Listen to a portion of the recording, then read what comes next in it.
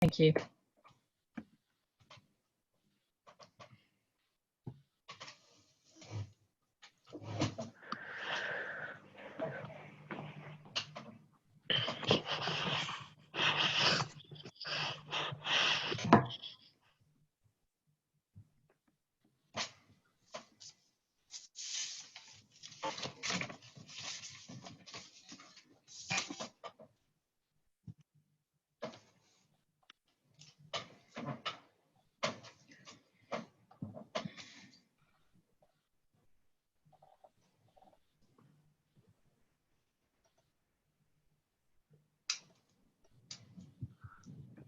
Hello everybody, thanks very much for joining us. We'll just give people 1 or 2 more minutes to arrive and then we'll get cracking.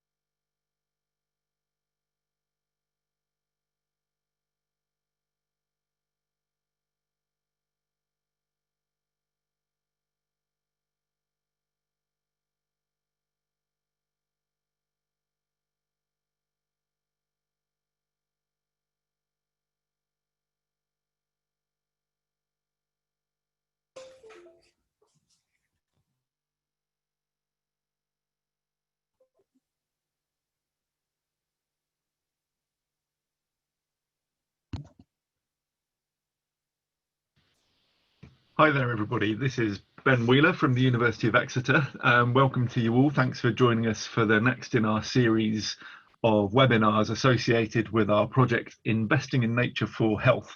If you've not been to one of our webinars before, this is a sort of a webinar we have once every month or two in association with this project, which is part of the Southwest Partnership for Environment and Economic Prosperity. I'm going to say a bit more about the SWEET project and particularly a new web hub that we've got going for the project at the end of the webinar. But I'm going to hand over now to Jemma, Sharman and Zoe Sydenham, who I'm delighted have joined us from Plymouth City Council to talk about all the great work that they're doing in Plymouth around the relationships between nature and health, and more widely about how they're working with kind of green infrastructure in the city to do all sorts of good things in Plymouth. So over to you, Jemma. I think you're starting first. I think I muted you, so you might need to just unmute yourself.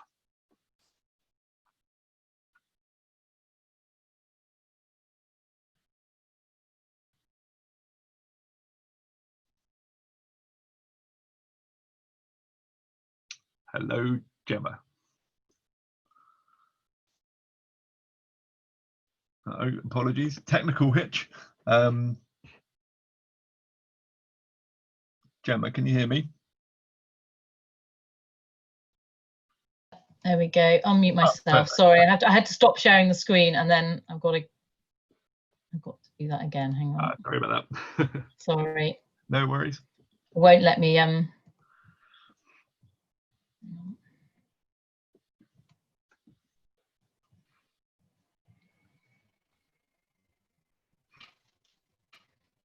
It's all set up now. It's I have the presentation here, so I can also share it, and we can do it that way if that's easiest. Yes, all right. Just it was all set. I think we should be. There we are. Brilliant. Perfect. Yeah. Yeah, that's great. Thank you. Over to you. Great. So Zoe and I here to talk about Green Minds. It's a programme that we've recently been developing through funding from the European Union under their Urban Innovations, Nature-Based Solutions stream. It's a big partnership, as you can see from the logos underneath, with the Wildlife Trust, University of Plymouth, National Trust, Plymouth College of Arts, the Data Place, and the Real Ideas organisation. Do a lot of work around regeneration and social enterprise. So this bit was developed on pretty short timescales, but really wanted to start addressing some of the issues we recognised we had in Plymouth around sustainable land management. How do we move beyond kind of project approaches to try and find solutions, but in a very focused defined project sort of way, rather than generally trying to work together across organisations, across stakeholders for much more collaborative land management that would have potentially longer term impacts on how we look after our natural environment in the city. So it's a 3-year programme, and it's very much focused on nature-based solutions.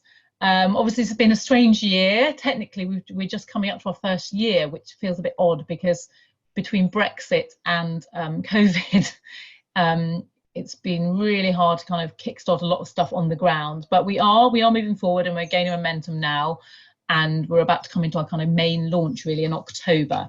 So there will be much more information and much more publicity coming out about what we're doing and what that will look like and what shape Green Minds will take. And as part of that, we're looking at hopefully an extension for another year after that. So we will kind of gain time back under the Urban Innovation stream.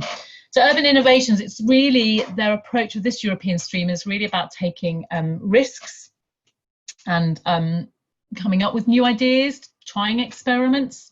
The idea that we try and implement things quite quickly and learn from them, and then share them with other cities, not obviously just in the UK, but also across Europe. So it's very much this innovation part of it is kind of key to it.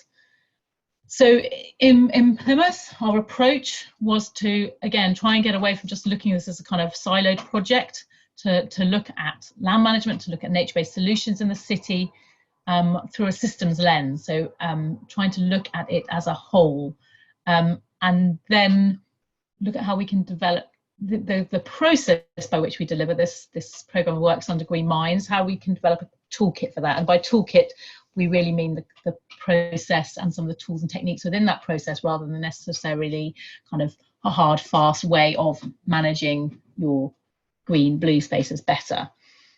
So our core areas of work, because obviously trying to look at something as a system, albeit with that lens of sustainable land management, is quite big and can feel unwieldy. So to give it focus, we are hanging all our areas of work off 5 key investment areas that are linked to our natural infrastructure, and which we'll talk about a bit later on in the presentation. There's very much this approach about developing green mindsets, which is really about the kind of communities that live in Plymouth. It's really about connection to nature. How do we kind of put nature at the core of our decision making? So it's not just about those communities and people that live in Plymouth, but it's also about other professionals that are involved in either directly in land management. So it could be, like, for example, our street services, looking after spaces, but also other landowners in the city, like social housing organisations, like Woodland Trust, like the National Trust, who own spaces too, and about how we take a more nature-based solution approach to that work. It's also about how we work with different professions. So, for example, how we work with the planners, the engineers, the landscape architects. Again, how do we start to embed this connection with nature, and therefore the nature-based solutions that might follow from that. So, for example, looking at more kind of softer to landscaping work, for example, for water management, rather than thinking about it in terms of kind of hard infrastructure. So we'll talk a bit more about that as well later. And then finally, this element about developing this collaborative land management process that perhaps we think, again, we're testing things, will support better land management long term. As part of that, so part of that is about how we work as a formal partnership, but part of that is also how we develop sort of stewardship frameworks, a stewardship approach to kind of collectively caring for and managing our land. And when we talk about sustainable land management, we obviously, you kind of think of the green stuff, but we also do mean the blue stuff, our coastal edges, our waterways, and as well within that. So as part of the project, obviously to support those core areas of work, we're looking at how we can evidence change, how we evidence impact, and that's a look. The kind of key areas for that are around increasing biodiversity, looking at the impact of the project on improving health and well-being, and how we support local businesses through social and green enterprises. And again, going back to those green mindsets, a more positive attitude to nature, how we build that nature connection. And again, I want to stress that's not just about kind of the public out there, but about how we ourselves also develop green mindsets. But just to touch on the sort of the systems approach, we're really learning quite a lot with our public health colleagues in Plymouth, who've very much taken this systems approach to redesign some of their support and programs around mental health and drug and alcohol misuse. So again, how do you look at an issue, a challenge as a whole system rather than individual parts of that? So for us in kind of land management, I guess we're used to this and thinking in terms of ecosystems, you know, that's a system itself. So again, all these interrelated parts all influencing each other, but we're trying to take this more towards our land management approach. And that's partly about how we as a partnership work ourselves.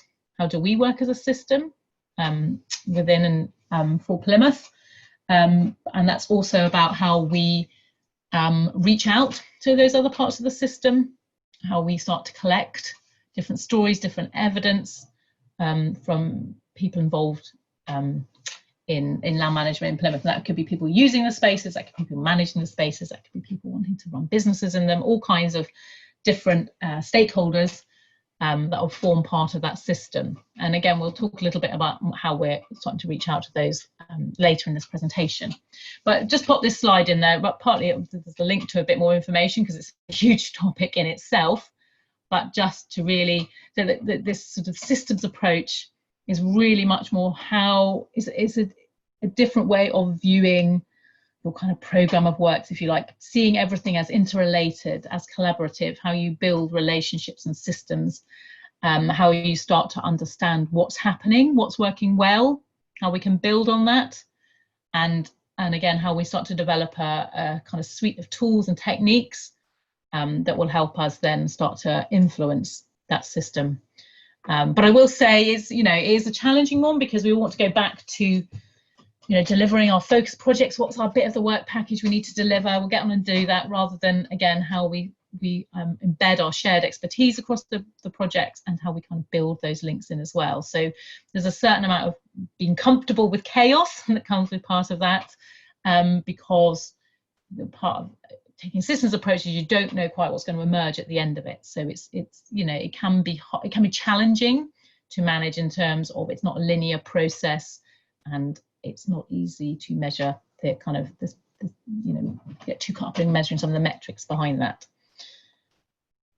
So to kind of, because we are taking the systems approach, which can seem huge, we have made the decision to keep it very focused on 5 key investment themes within the programme.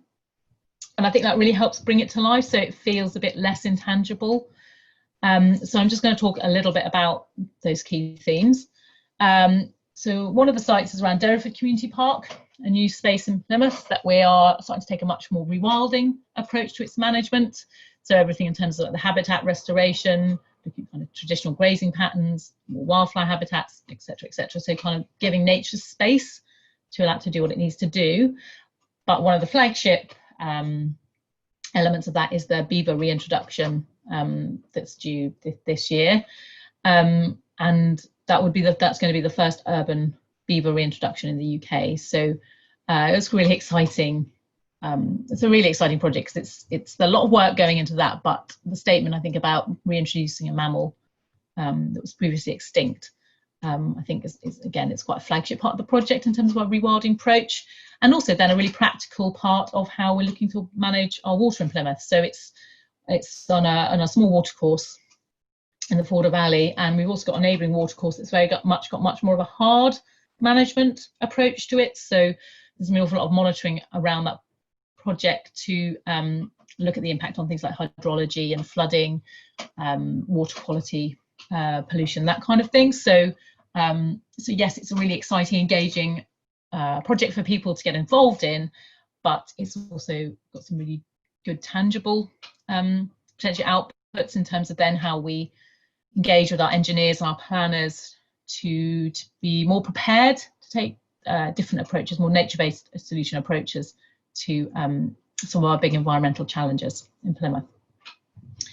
The second theme is around urban trees and rewilding corridors. So again, how we look at the more grey elements of our landscape, be that verges, streets, and how do we map and link up some of our bigger green spaces through those grey landscapes. How do we rewild them? And that's predominantly happening in the west of the city. We've got lower canopy cover, less green spaces, more grey landscape. And again, part of the challenge about that is, again, working with that kind of creating the green mindset. So again, whether that's planners, whether that's community, starting to work with them to visualize what does the nature city look like? How do we invite nature into our city? Do we want to invite nature into our city more? And but working very much grassroots level there to engage people in that process, so that hopefully that starts to become a sense of pride, something to feel good about in that area and take ownership of. So I think that could potentially be quite exciting, because although it'll be a series of small projects, I think there's a great benefit to kind of build this rewilding network and really celebrate it in Plymouth. The third investment is being led by Real Ideas organisation, who some of you may know really focus on regeneration and enterprise approaches in Plymouth, and they are working with a series of businesses to look at what they're calling really almost like this environmental enterprise theme that's emerging. So about businesses that aren't just about not having a negative impact on the environment or having a neutral impact on the environment, to community businesses that are actually about restoring nature and almost adding natural value as well as supporting the local economy. So they're very much working with a series of local enterprises in Devonport and Stonehouse that will all include their own nature-based solution to their businesses as well.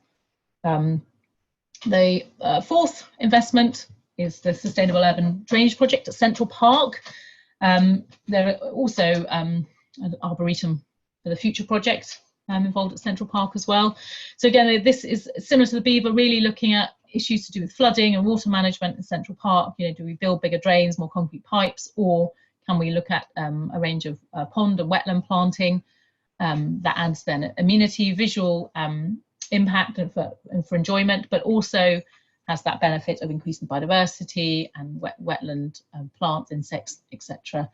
But we'll also, will look really beautiful as well. So again, that's quite a process going through that with the engineers, but that has planning now, and so that will start to move ahead this autumn. And the Arboretum for the Future is really about how we look at more climate resilient planting. So whilst we have a kind of traditional kind of park planting at Central Park, we also need to consider that our climate is changing and trees need to be resilient to all kinds of different stresses. So again, how do we work with community and different stakeholders to look at what would that resilient planting be like? Is it, it might not always be about planting traditional native trees. It might actually that we start to consider other types of trees that are more resilient and maybe offer greater amenity value in those spaces. And a whole set of kind of complex kind of engagement work that needs to go alongside that as well. And finally, working with the National Trust, we're doing some work at Saltram and the neighbouring site with the Woodland Trust, Hardwick Woods, about, again, that's taking this rewilding approach to their site, looking at an old A road, but also looking at potentials for things like a green bridge to link the two sites between Saltram and Hardwick Woods. But and also a big part of working with the National Trust is really not just the kind of physical works on site, but also how we share their learning and how they embed their learning across the partnership in terms of managing green spaces and how we develop a more collaborative workforce for land management in Plymouth. And that's a particular element that is shared between the Wildlife Trust, the National Trust, and ourselves. So having a shared team of apprenticeships and overseen by an urban ranger. So again, how we work as a team towards more sustainable land management in Plymouth, rather than going off in our silos and just looking after our own patches. So hopefully that's kind of gives an overview of the key investments. And it's probably easy if I keep to my screen, I guess, Zoe, and for you to pick up the next one. Yeah. Okay, can you hear me? Yes. Everyone? Yeah, great.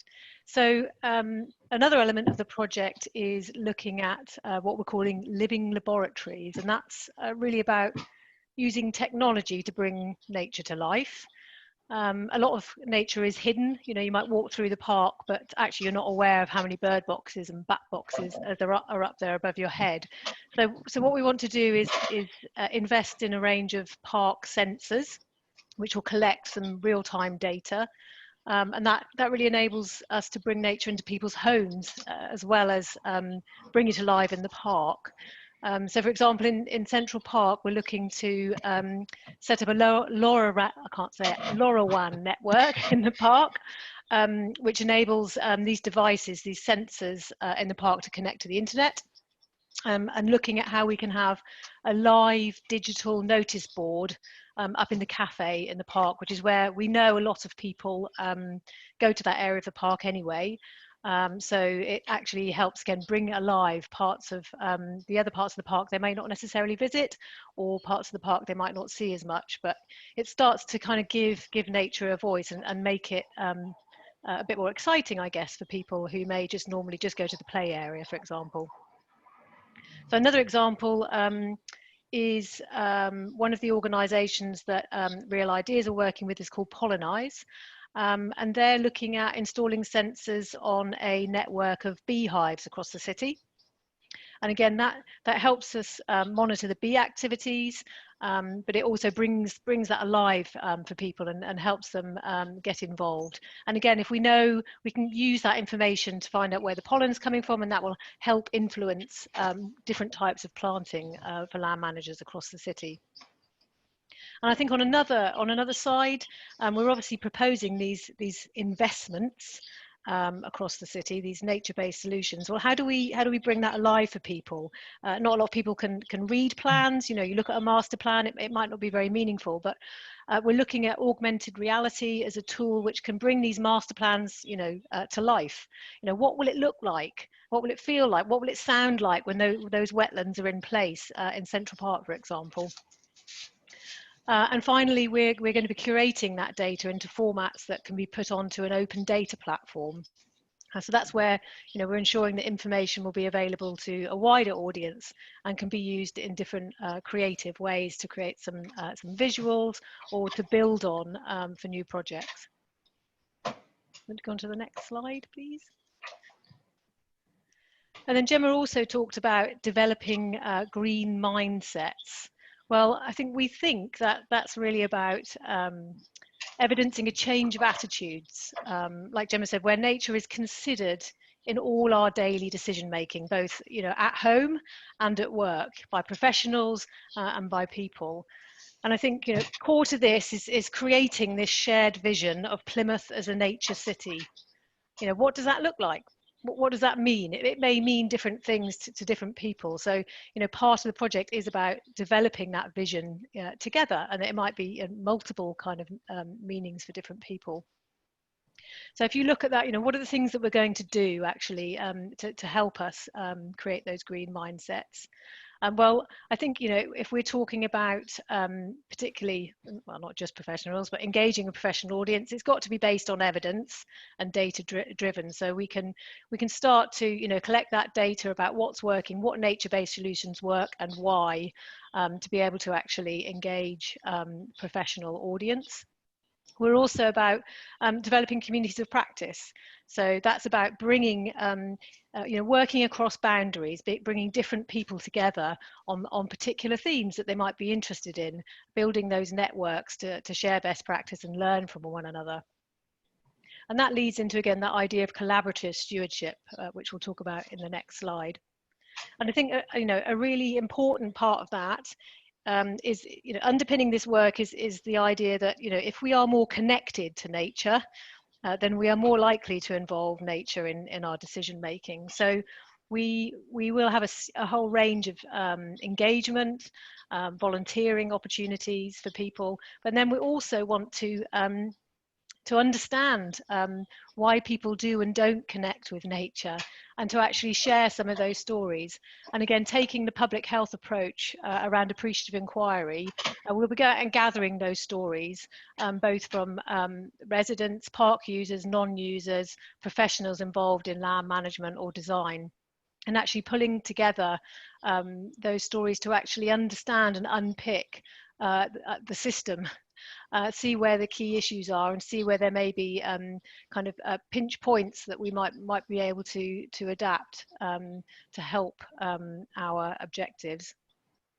And again, I think how we deliver different types of training, how we bring people together, creating new resources that people can use to influence their work is really important. And I think overall, what Green Minds really needs to do is raise the profile. Raise the profile of Plymouth as a nature city. We need to be collecting, sharing good news stories about what people and organisations are doing. And not just Green Minds, but we recognise there are other people already doing great stuff. But how do we raise the profile and create this momentum, building on best practice?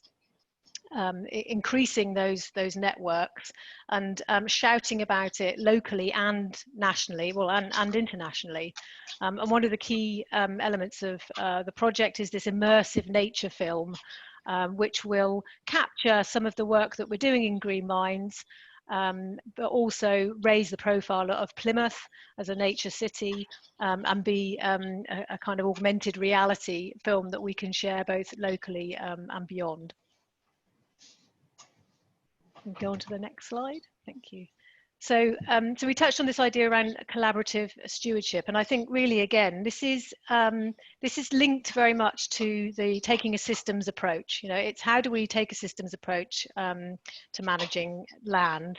So that's about the ways that we work. It's about our values, and that's very much about, again, working across boundaries. It's about leading when you're not in charge. How do you influence people when you're not the boss, when you can't pull that management lever? And I think certainly coming from a local authority perspective, we have this notion that, oh yes, if we want to get people involved in parks, we set up a friends group, or we have a volunteering program, and that's what we do. But actually, this is about not being so prescriptive, not creating these kind of bureaucratic barriers or structures that people need to follow. It's about making it as easy as possible for stakeholders to participate in ways that are meaningful to them, and I think we all have less time in our lives, so let's find ways that involve people as easy as possible. And I think we know this is a complex problem. It's not being solved. We've got huge environmental issues. Nobody can find the solution on their own. And I think this is about recognizing that if we work together, like Jemma said, we're comfortable with that chaos and allow wisdom to emerge, involving as many people as possible. Then I think we have that opportunity to build this shared vision and build on this shared vision, and enjoy it. Let's be creative and let's play with this, and have fun as well. So yeah, so that's a brief overview of Green Minds, and I guess we'd welcome some questions. That's brilliant. Thanks very much, Jemma and Zoe. Really fascinating stuff, and clearly some really innovative work going on in Green Minds. And I know that you in Plymouth have been thinking about this stuff and working on it for a long time. So lots of really, really interesting stuff coming to fruition. And looks like there on your last slide, you've got online launch coming up in October for that. So I'd encourage everybody to get involved in that if you're able to. Okay, so we've got a couple of questions already submitted. I should have mentioned at the outset that we're recording the webinar, as we do with all our webinars, and it will be made available on our hub at a later date, and I'll say something a bit more about that at the end of the session, and we'll definitely be wrapping things up by 2 o'clock as scheduled. But I've got a couple of questions already submitted. If anybody wants to ask questions, you should see a Q&A button at the bottom of your screen. If you click on that, you can submit a question and I'll relay them. So first of all, Beth's got a question here, which is a really interesting one, and I guess this is in terms of, you know, your thinking around the Green Minds project, but perhaps also about your reporting and evaluation. And Beth asks, will you include the boring but so helpful details like time invested by each partner, power relations between partners, seniority of partner staff, skills and assets brought to the table, essential for progress, different partner motivations, how that was managed, commitments made, and so on. So I guess some of that sort of systems thinking stuff that's kind of about how does this actually work from a practical point of view and organisational point of view. I don't know if you've got any thoughts about that. I have. Jemma, you can pitch in. Yeah, no, I think that's really interesting because it is about the process, isn't it? And one of the outputs that we are obliged to create as part of the project is a toolkit, or what we're sort of renaming possibly as a kit bag of resources that others may be able to use.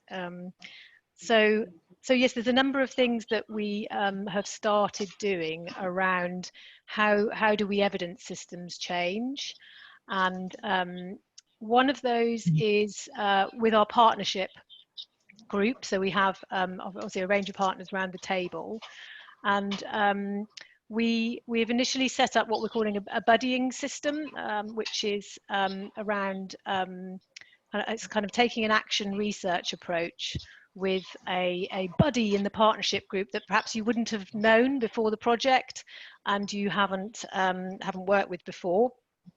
Partly that's also come from a point that we haven't actually been able to meet that often. So whereas normally you'd have had a partnership together, we'd have met in a room, we'd have got to know one another, had a cup of tea, you know, we can't do that now. So we're trying to find other ways to support that building of relationships. So people have buddied up with someone in the partnership group, and we've given them a loose structure to have conversations around kind of areas of work that they're interested in developing, and kind of just almost mentoring one another and supporting one another to take small steps towards change, to record that, and then when they come back together again to reflect on how it went, what they learnt, and what they might take forward. So we've been doing that for the last few months, and the aim is to get together at the next partnership meeting to discuss how that went and what we learned as a group, and again to record that, and then we're going to swap buddies. Doesn't mean you'll never speak to your old buddy again, but it just means again we're kind of moving people around. It's a bit contrived, but I think in this environment at the moment, it's a good tool that we can use. So that's one thing that we're doing. And then secondly, we've been talking about taking that action research approach around our investment sites. So looking at working with a group of stakeholders, which will again may be fluid and people will come in and out, but working with that group throughout the life of the investment project, and again kind of working with them to understand, like you said, what are those power dynamics, you know, what are the challenges, what does it feel like to be involved in this as a process, and then how that impacts as we mirror that back to the group, how does that impact on how the project progresses. So yeah, there's a couple of things that we are doing, but we're also open to any ideas that people may have around that or experience. Jemma, I don't think you've got anything to add. No, I don't think so. Just to say that we're sort of capturing like the buddy activity. We're capturing through a learning log, kind of reflective process, and the kind kind of mentoring work that Zoe talked about around the investments, that's very much like a range of professionals involved in that and other stakeholders. So depending on what each investment will be like, so that will start to support that, whether that's that kind of professional development. So, you know, again, how the engineers kind of work with the art students and, you know, community groups, etc. But so that's about, that element is about their own approach, but then how they influence each other as different kind of stakeholders. That's great, thanks, really interesting stuff. I've got a question here from Fran, who asks, well, he says, exciting times for Plymouth. I'm aware that rewilding is a very broad term that carries different meanings in different contexts for different people. Can you explain what's meant by rewilding in this context? It's kind of like staying dangerous ground. It's really interesting. Sort of, although I am a biologist by background, I'm not an ecologist now, and I'm very much a generalist and work on a lot of different project management. But I interpret it quite loosely. You know, I think of it as rewilding ourselves. I think of it as connecting to nature. I think about it kind of, yeah, giving nature space to do what it needs to do. I mean, that's very different, I think, in an urban. I think A massive estate that we can just leave to kind of let ecological succession evolve and take over. So in this project, we are thinking of it as it's not rewilding in its loosest sense. You know, it's going to be a bit contrived because we're in an urban setting. So, you know, we are probably going to mow the edge of a verge, or you know, it's going to take time for people to think that weeds growing up through the cracks in a pavement, is that what we want in an urban setting? I'm not sure. You know, that's part of the process of things evolving. If you ask one of our colleagues at Devon Wildlife Trust, they'd come up with a really different definition. They'd probably have quite a focused definition of what they think rewilding is. So I think, like I said, it is used a lot, and I think it's quite an interesting term because I think people engage with it in different ways, and obviously the language you use is really important. But I think there's something in the spirit of the word rewilding, what it means to rewild places and people. I think it's almost like this, we're taking the spirit of that, because obviously like the beaver reintroduction, we're not just reintroduction, the beavers aren't, you know, they're going to be in a big enclosure essentially. So because we're in an urban setting, and we're it's sort of baby steps towards maybe what larger scale rewilding might mean. So yeah, I really accept that it's a broad term and means things differently to different people, but we have to remember we're in an urban setting, so how you take people with you on that journey is really important. And I think that's why that connection to nature as a starting point is really important, because if people start to connect to nature and kind of value nature, then they're more willing to accept a different way of land being managed that isn't just about amenity grass and keeping things neat and tidy, perhaps. Yeah, that's really interesting. Thanks. I think that context-specific kind of nature of it is really important, and inevitably in an urban environment, people have to be part of the picture. That's sort of the deal. Really interesting. I guess I'll ask a related question to that that's come in from Nicola, and she's asking, is there any downsides to biodiversity, or is it possible to have too much? And what about the connection with perceived biodiversity, as I guess compared to objectively measured biodiversity? So I'll break that down. The first part, have too much biodiversity. Can we have too much biodiversity? Is that the question? Yeah. I mean, I think we're such a long way from that point, I would say, in most urban environments, that I don't necessarily think that's something that's an issue at the moment. But I mean, too much biodiversity, it's an interesting question, isn't it? I think we like I said, referring to the previous point about the rewilding element, you know, for example, let me think of an example. We have trees in Plymouth. Tree management in Plymouth is an issue because it's been under-resourced for a long time, so we're kind of a backlog. So you get resistance. People love the trees or they hate the trees in their street. You know, if you can't open your window or walk down your street properly because of overgrowing trees, or trees that fall on people, then people have got maybe you could say there's too much biodiversity in that place. I don't know. But if street trees are well managed, then then there's absolutely a place for them. So I think there's a kind of element with when we talk about rewilding or increasing biodiversity that, again, in an urban context, it needs to be managed. There's an element of management there at the moment. Who knows? And I don't know, 20 years time, we might feel differently. But at the moment, I think that's where we're at.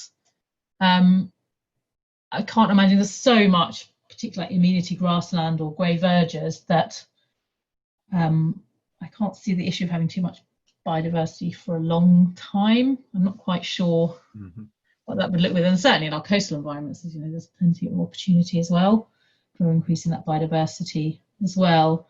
And the second point was about perceived. Yeah, about perceived biodiversity versus actual. So I'll just define that question a bit in terms of what's perceived biodiversity. I haven't got any more detail on it, but it's Okay. definitely something we've thought about a bit, because especially when we start thinking about, you know, mental health benefits or you know, preference for environments and so on. Probably what's driving them is what they're perceiving, not necessarily what's objectively there. Actually. And there are definitely studies that demonstrate that perceptions are often somewhat counter to what we might objectively measure. Right, so that people think places are more biodiversity rich or less? More or less, or just kind of inconsistent, I think, and perhaps, you know, and all those questions that we get, like, well, if people like lots of nice kind of interesting planting and stuff, and it happens to be that planting is all invasive species that we don't really want to be there. Right. How do you deal with that? Yeah, I mean, I think, I don't know what your thoughts are, Zoe, but I think again that comes back with that connection to nature and people kind of understanding and awareness of what you're willing to accept. Because we see that, I mean, for example, the wildflower areas that we've increased a lot this year. This year we've done a lot more kind of positive publicity about it, and it's been much more positively received. And I think some of that potentially is off the back of COVID, where people have been using their spaces more, had greater value on them. I think there's something in there around starting to pay attention and notice spaces more. I think this year seeing more kind of butterflies. We've had a lot of posts on that people seeing butterflies and insects and enjoying that on those areas. And I think in terms of perceptions, I think it is a really interesting point. And there is an attachment to often, particularly in formal parks, around traditional planting and kind of bedding plants, that kind of thing. But again, I think that we're starting to see that shift, that change in perception. And again, it's gradual, isn't it? We're used to a certain way of doing things, and now we're trying to suggest things are different, and, you know, might look what some people perceive as more untidy. But again, a lot of that is about this awareness, understanding, connection about what you're seeing and interacting with. And I think that's why that element's so important. I don't know if you have anything to add, Zoe. Well, I was just thinking about a conversation we had recently around bees, and so you have one organisation who is keen on bees. Let's have more bees, and then you have another organisation who's like, well, actually, in order to, we're all about insects in the broader sense. That's what we need to encourage, and actually for every X number of beehives that you put in, you have to then add another X hectares of wildflower meadow just to accommodate that. So there are, it's not simple, is it? The answer is not simple, but I think actually by, as Jemma said, connecting people with nature and starting these conversations with everybody is going to help us understand one another and understand those challenges and kind of coalesce around it. But we need to start having those conversations, and that's what we're not doing with a lot of our citizens, I'd say, in the city. Yeah, it's a really interesting area, and it's definitely something we've thought about a bit. And there seems to be some evidence emerging, at least, suggesting that as people become more aware and more educated and more connected with nature, actually has the potential to have a slightly adverse unintended consequence, in that people understand the kind of state of the environment and the sort of biodiversity loss and all the things that are happening to it. And obviously we wouldn't want to just not educate people for that reason, but it's something we have to think about, is that the more we understand it, the more we might be able to see what's going on. I'm going to move us on to, we've got a couple of questions related to health aspects, which are particularly relevant to the project that we're doing as part of SWEEP. A question here from Ruth is, how are you going to measure the health and well-being benefits of these projects, or are you, and how are you going about that? So we yeah, go for it now. Yes, we're working with the University of Plymouth on looking at social value and how we evidence that. There's obviously some tools out there already which looks at life satisfaction, and there's the Edinburgh Warwick tool, and so we will be using those. And I think again, it's how we pull that together into a credible story. But yeah, there are tools out there, and I think what we're looking to do is try and pull them together as part of our work with the university. We're also looking at so each investment has got developing a specific monitoring and evaluation framework on an investment level as well. And we're working on that with the university, and so that will have a much more kind of local picture as well in terms of health and well-being, and that is mirroring some of the work that Natural England doing through their People and Nature survey, formerly was the MENI survey, around some of the health and wellbeing indicators from that, and the nature connectedness work that they built into that as well. So that hopefully we might have a citywide picture, but then we can look at each investment level in more detail. And it's also, that work will be supported by some of the work that Public Health are doing, leading on the project around, as Zoe mentioned, the series of appreciative inquiry interviews, which again is about how we talk to different stakeholders around those investment sites and kind of gather their stories and thoughts, feelings about those key areas of work. And although that's not about kind of sort of hard academic indicators, that also gives a much more qualitative, richer depth understanding what different stakeholders have got going on. So we'll have a series of interviews and case studies emerging from that as well. Great, thanks very much. And a kind of related question, I guess, to that, and this is something that we're thinking about an awful lot in the SWEEP programme generally, but in our project particularly. And you may not be able to give too much detail on this, but Melissa asks, has Plymouth Council committed increased long-term revenue funding to your fantastic project? And is it possible to take a slice of Plymouth's health budget and direct it to green space improvements and city trees on the basis of health and well-being benefits and preventative healthcare? It's probably one for you, Zoe, and future parks as well, isn't it? Yeah, so I think I mean we work in strategic planning and infrastructure. When we started, Jemma and I started in this service around 10 years ago now, and I think there are about 5 or 6 of us in the natural infrastructure team. We're now an environmental planning service of around 35 people. So I think there is a definite commitment from Plymouth City Council that this is a valuable service that is driving some of the strategic plans in the city. So I think that is a good example of that commitment. We're also part of the Future Parks Accelerator Programme, which is a national programme which is looking at how we change parks and green spaces management in the long term to make it environmentally, financially, and socially sustainable. So that's something that there has been quite a lot of commitment to over the last year to solving problems, and part of that is looking at new financial models. So where do we get different types of investment, long-term investment, to ensure we safeguard these spaces?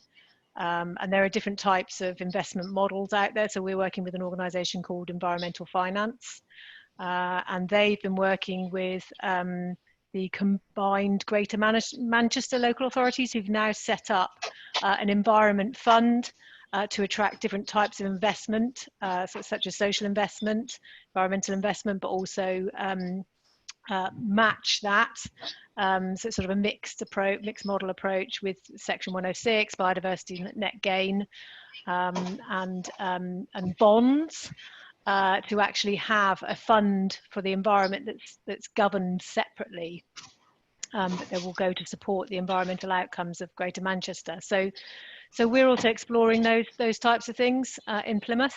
Kind of watch this space. I think health, I don't really know what to say about health. You know, they're under such a massive pressure at the moment. We have a lot of support from our public health director in Plymouth for parks and green spaces and blue spaces, but actually they're incredibly stretched at the moment, and I think that, you know, they're not going to be the golden bullet that perhaps we were thinking that, you know, a few years ago, that health would come and save us, but I don't think that's going to happen. I think we're starting now to look more broadly at different funding models. That's great, thanks very much, really interesting. I've got a whole stack of questions here and we're not going to be able to have time to get through all of them, so I'm just going to wrap you up with just one last question. This is something I'm particularly interested in as well, is are there any specific coastal habitat or coastal focused aspects to the project? Yeah, we are although a couple of the kind of key investments are more inland, they are on watercourses, but the Devon Stonehouse area investment does also pick up what we're sort of calling the coastal edge. So there will be that element, and the University of Plymouth, the researchers there that are working with us have actually very much got a marine focus, so they kind of make sure we keep kind of pulling that out. And obviously Plymouth, you know, is one of its unique points is that we've got the blue environment there as well as the greens. So and some of the rewilding package as well will form part of that work under the coastal edge theme as well. So yes, the blue is in there. Yeah, so we're working with that as well. That's brilliant, thanks very much. So I'm conscious there's a whole bunch of questions and loads of stuff that we haven't managed to have time to get to. I'm just going to take this opportunity to say thank you very much to Jemma and Zoe. Loads of really interesting stuff, clearly lots of really interesting stuff happening in Plymouth. Lots to learn, I think, from what you're doing there. I'm just going to share my screen now for these last couple of minutes and just talk a little bit about what we're doing in this sweet project called Investing in Nature for Health. This is our Investing in Nature for Health hub, which is hosted on the main SWEEP website. So if you go to sweep.ac.uk, you can find out lots about the wider programme and all the different kinds of projects that are going on here. If you're interested particularly in this area around health, I'd encourage you to sign up for the hub. We're using this hub, it's just recently started, to share the work that we're doing, to share some of the publications and work that we're doing in affiliation with SWEEP and with other projects. We've got links to lots of resources and bits and pieces that might be useful, and some of the work that we've done in the past with various partners. It's also where you'll find the recordings of our webinars. So this recording of this webinar will be on here before too long. So it's a good place to go and find that. And I'll also flag up that we've recently just opened the hub and added a forum. It's just started up, so there's not too much on it at the moment. But if you've got questions that you didn't get answered during this discussion, please feel free to sign up, go onto the forum, post your questions. We can't guarantee that our webinar presenters will be able to answer them, but those of us in the project team and other people who are signed up to the forum may well have thoughts and links and opportunities to collaborate and all those kinds of things. So we're just starting to build up this hub. Obviously, as being part of a SWEEP project, it has a southwest of England kind of focus, but we know that these issues are much more broadly kind of interest and developing rapidly in other parts of the UK and internationally. So it's very much open to everybody. So that's my brief sales pitch. You can find out lots more about all the stuff that we're doing in the SWEEP Investing in Nature for Health project on there. We haven't got another webinar scheduled just yet, but we'll be planning to have one in around November. So we'll look forward to that, and hopefully keep an eye out on the hub, and hopefully you might have signed up for email updates as well.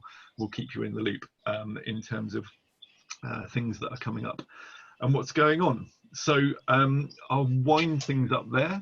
We're just about to hit 2 o'clock. I'm sure people have got lots of other things to go on and get on with. So I'll just wrap up by saying thanks very much indeed again to Jemma and Zoe for sharing all their really interesting stuff and all the great work that's happening in Plymouth. Really looking forward to hearing more about how that goes. I'm looking forward to more interactions and collaborations as we all go along. So thanks very much, everybody, and have a good Friday afternoon and a good weekend. Thanks, bye. Right, thank you.